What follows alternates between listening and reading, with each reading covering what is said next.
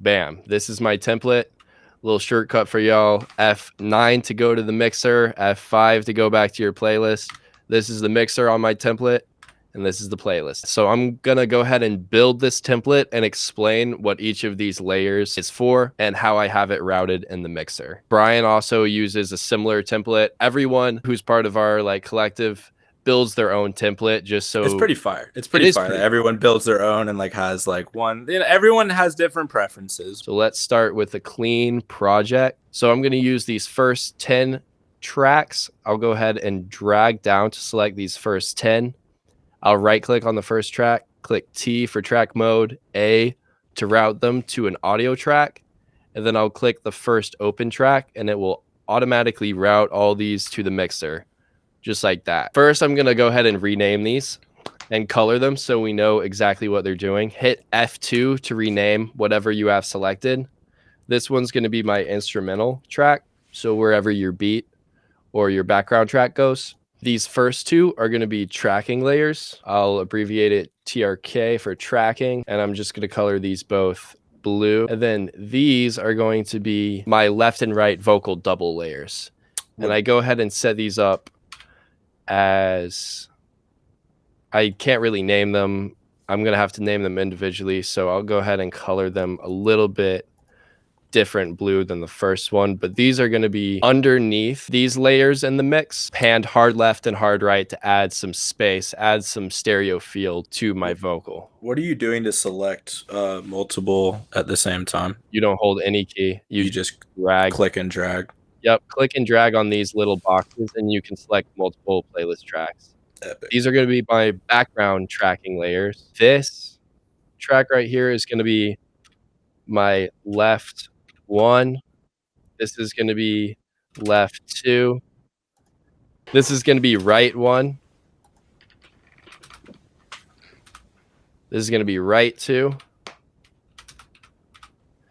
This is going to be background. This will be background left.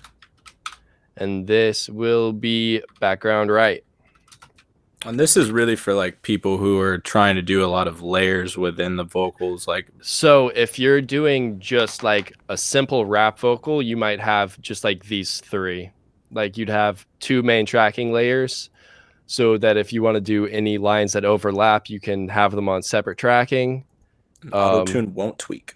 Auto-tune won't tweak if you're using auto-tune. You only need as many tracks as you're going to use. Most projects I won't use every single left and right double, but at parts I will. I'll have a whole stack. Yeah, it can really make stuff really stand out when you add some harmonic layers. F9 for the mixer. Again, F5 and F9. These should be in your fucking head. First thing we're going to do is pan our left and our right channels. I like these hard left and hard right, so all the way panned. Just for when I'm recording, I can hear one in each side so that I can really isolate what I'm recording at that time. Usually when I'm mixing, I'll back it off to like 30 or 40% separation. But hard panning sometimes works too. If it sounds good, it sounds good. All right, so now that we've got all our layers, just in case you want auto-tune, I like to have auto key loaded up on the instrumental. Just if I don't want to think and want to get the key very quickly, I'll use auto key. Then I'll load up auto-tune artist on the first tracking layer and hit low latency just so that whenever I'm recording, there's no delay between when I'm recording and when I'm hearing it back in the headphones, or there's very minimal delay. All right, so I'm going to hit shift and click these plugins to disable them. That way, if I'm not using auto-tune, these won't automatically be taking up CPU usage. And the reason I only put it on one tracking channel is because if I don't want to use auto-tune, I don't have it on everything.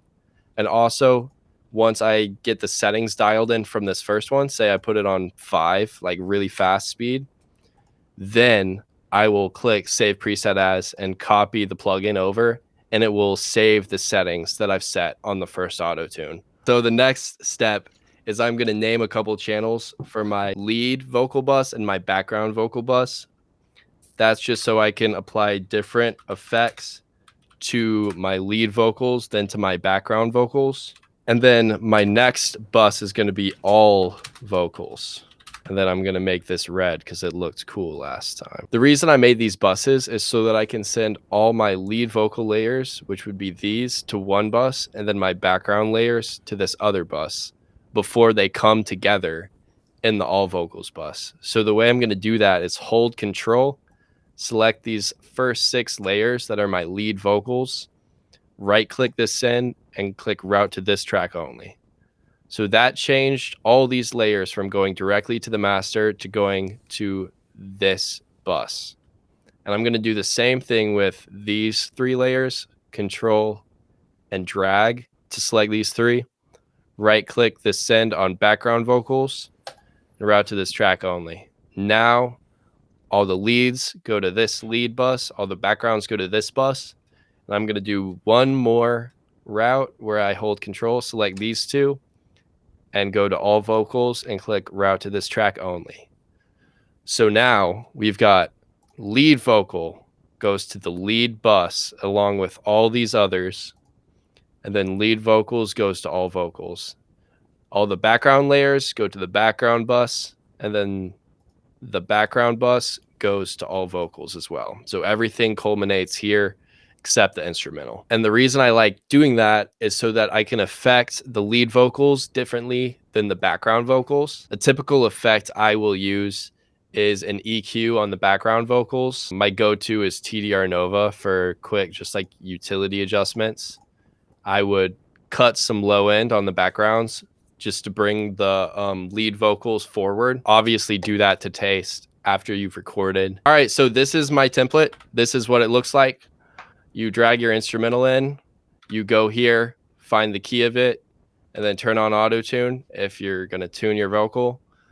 Then when you're ready to record, you just select your input. My input's input 1. See, now I'm recording. You can hold Alt and scroll to zoom in or zoom out. Control scroll to zoom in, out the other way. It's as easy as that. Every track you want to use, you just select which input you'd like. It's a really, really simple workflow. You can basically load the template and do everything you need from the playlist, unless you want auto tune. Then it's just a quick hop over here, tune it, you're good. I like this template because it's simple, it's empty, there's nothing going on except this option for auto tune. It's really just the routing. It's really just the routing, and having these audio sends preset so that you can load your mic quickly goes so far. Having this template bare bones lets me be creative in the effects that I'm going to apply afterwards. Find an open channel here. Go ahead and name it. Don't be crazy. Be like parallel compressor. Yeah, you got a whole template that's like insert 1 through 20. Insert 1 through 20. Just random shit. I just know what they do. And then usually I route from all vocals to the parallel. Load up whatever effect you want. If it's a compressor, let's go with my boy. This one's free. Just subtly drag it up, and this will mix in a copy of this channel of everything that you've recorded. It will mix in a copy of it in parallel. I'll do the same thing for reverb and delay. It'll look like this. Verb 1, typically Valhalla vintage verb. Then just go here, click this button to route it parallel, drag it up to a level you like. This also allows you to build a chain after your effects. So say I want the reverb, but I want it to sound really filtered out reverb. I can load TDR Nova or any other EQ after it and do a weird bandpass like that.